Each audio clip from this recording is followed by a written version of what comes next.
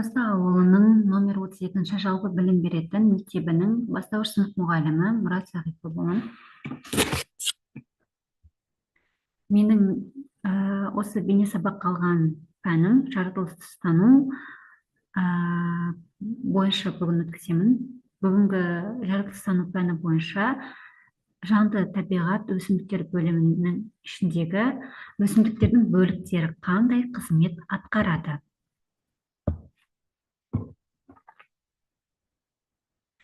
Оқу мақсаттары: өсімдіктің негізгі бөліктерінің қызметін сипаттау, өсімдіктердің маусымдық өзгерістерін сипаттау.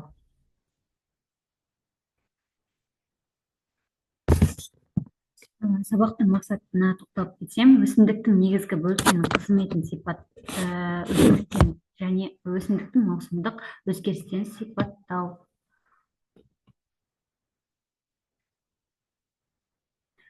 Өсімдік дегеніміз не? Өсімдік дегеніміз ол тірі ағзалар. Олар өседі, тыныс алады, қоректенеді және көбейеді. Жер бетіндегі оттегіні бөліп шығаратын жалғыз тіршілік иесі өсімдік. Өсімдіктің негізгі бөліктері бар. Олар тамыр, сабақ, жапырақ, гүл, жеміс және тұқым. Осы бізде өсімдіктің негізгі бөліктері болып келеді. Өсімдіктің тамыры топыраққа бекиді. Сабақ өсімдіктің жер бетіндегі бөлігі. Онда жапырақтар, гүлдер, жемістер орналасады. Міне, бұл суретте көріп тұрғаныңыздай тамыр, тұқым, жапырақ, гүл, жеміс, міне сабағы.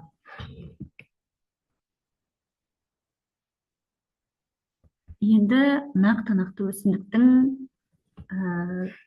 негізгі бөліктеріне тоқталып кетсек, тамыр өсімдіктің топыраққа бекітеді және одан сумен минералды заттарды сіңіреді.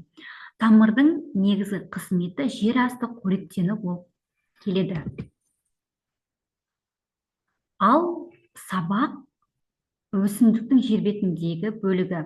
Ол сумен қоректік заттарды басқа бөліктерге өткізеді.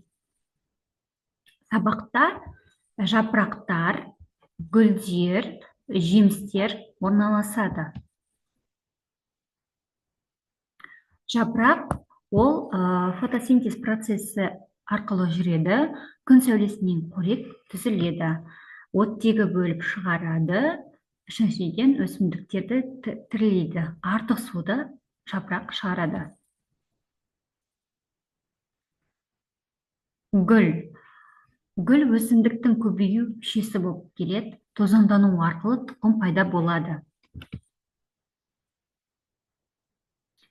Жеміс және тұқым гүлден кейін түзіледі, тұқым ішінде жаңа өсімдіктер бастамасы болады, ал жеміс тұқымды қорғайды және таралуына көмектеседі. Не суреттен көріп тұрғандарыңыздай, тұқым. Ал мынау тұқымнан пайда болған жеміс. Біз оқушыларға арнайы тапсырма беруге болады. Мысалы, 2-ші сынып болсын, 1-ші сынып болсын, оларға Word әдісімен арнайы тапсырма беруге болады.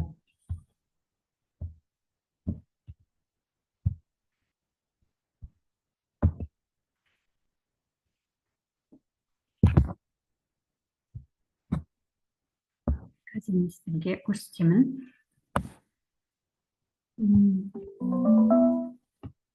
Жемістер мен дәндерді түзу үшін қажет. Ол бізде жапырақ. Дәндерден бөлінуден қорғайды. Ол бізде жеміс.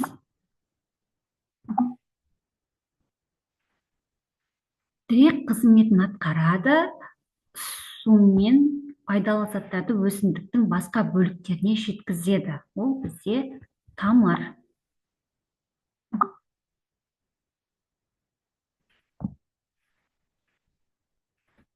Қателестім, кешірім сұраймын. Ол бізде гүлдер. Гүл. тірек қызметін атқарады, өсімдіктің топыраққа бекітеді, топырақтан су мен қоректік заттарды өз бойына сіңіреді, ол бізде тамыр. Оның көмегімен өсімдік қоректенеді, тыныс алады және күн жарығын сіңіреді, ол бізде сабақ.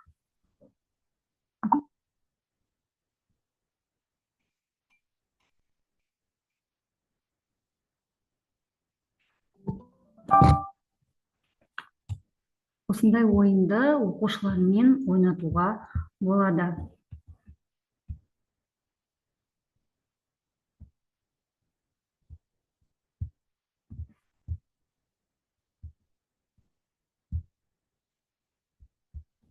Ары қарай бізде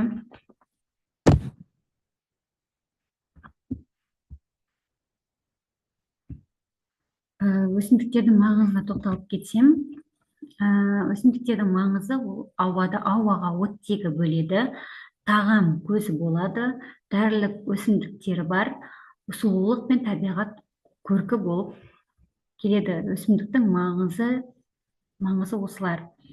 Ал өсімдіктер қайда өседі? Осыған тоқталып кетсем, өсімдіктер бізде орманда, тауда, далада, суда өседі. Кейбіреуі үйде, бақшада арнайы өсіріледі. Ал енді сіздерге қазір 3D платформасы арқылы арнайы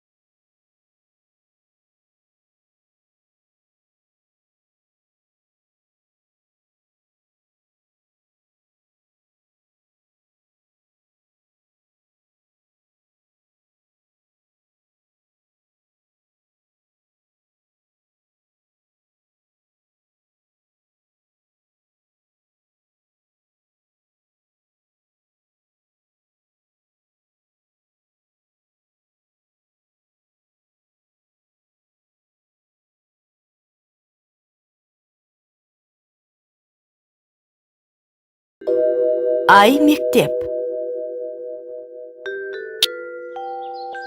Бақшамыз шайқалып тұр. Иә, апамыз шөбін жылып, суарып қойыңдар деген еді. Қане кірісейік. Сәбізді шөп екен деп жұлып алдым, бірақ тамыры жұлынбапты.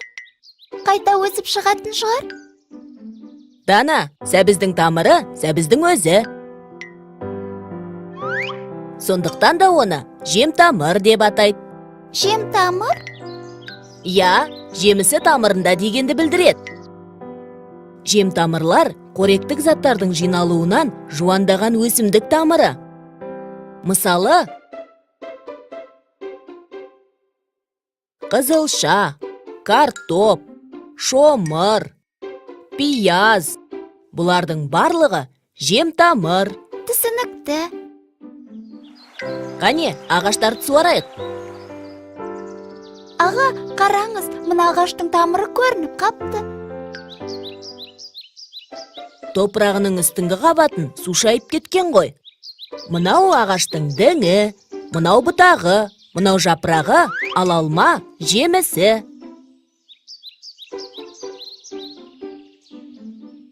Гүлі қайда?